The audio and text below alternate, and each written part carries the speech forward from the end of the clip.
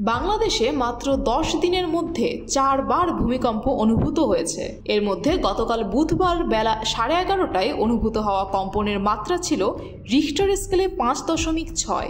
আবহাওয়া অধিদপ্তরের ভূমিকম্প পর্যবেক্ষণ ও গবেষণা কেন্দ্রের ভারপ্রাপ্ত কর্মকর্তা রুবায়েত কবির বলেন, বেলা 11:36 এ ভূমিকম্প অনুভূত হয়। এটিকে মাঝারি মাত্রার হিসেবে ধরা হয়। কম্পনের উৎপত্তিস্থল ভারত ও মিয়ানমারের সীমান্তবর্তী এলাকা। ঢাকা থেকে এর দূরত্ব 449 কিলোমিটার। এর আগে 27 ফেব্রুয়ারি রাত 3:06 দেশে ভূকম্পন অনুভূত হয়। উৎপত্তিস্থল ছিল নেপালের কোদারি এলাকা।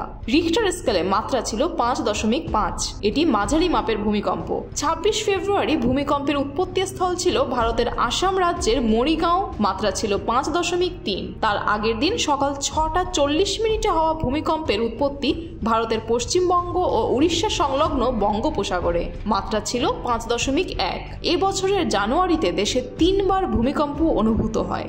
বিশেষজ্ঞরা বলছেন, বাংলাদেশের আশেপাশে ও দেশের ভেতরে ছোট বা মাঝারি আকারের ভূমিকম্প বেড়ে যাচ্ছে।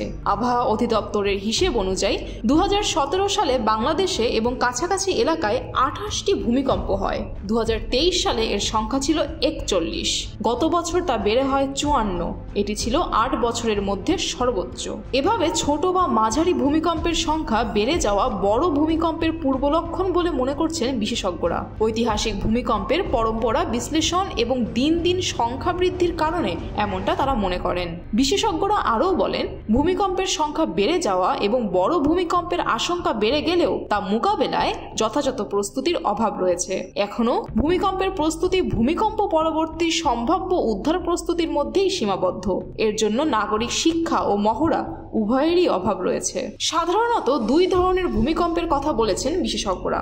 একটি হলো রিখটার স্কেলে 8 বা এর চেয়ে বেশি, আরেকটি হলো 7 বা এর চেয়ে বেশি। বিশেষজ্ঞরা বলছেন, বাংলাদেশের আশেপাশে যেসব ভূমিকম্প হয় তার মধ্যে সাধারণত 8 বা এর চেয়ে বেশি মাত্রার ভূমিকম্পগুলো 250 থেকে 300 বছর পর পর ফিরে আসে, আর 7 বা এর চেয়ে বেশি মাত্রার ভূমিকম্পগুলো 125 থেকে 150 বছরের মধ্যে ফিরে আসে। বাংলাদেশ বা এই ভূখণ্ডের বড় ভূমিকম্পগুলোর মধ্যে রয়েছে 1762 সালেরটি। মাত্রা ছিল 8.5। এটি গ্রেট আরাকান আর্থকোয়েক নামে পরিচিত। এতে চট্টগ্রাম, ফেনী এমনকি কুমিল্লা পর্যন্ত ক্ষতিগ্রস্ত হয়েছিল। এরপর 1897 সালে আসামে সংঘটিত হয় ভূমিকম্প ছিল 8.7 মাত্রার। 1918 সালে সিলেটের বালিসিরা উপত্যকায় 7.6 মাত্রার এবং 1930 সালে আসামের ধুবড়ীতে 7.1 মাত্রার ভূমিকম্প হয়। জান্নাত মিতু, খুলনা গেজেট।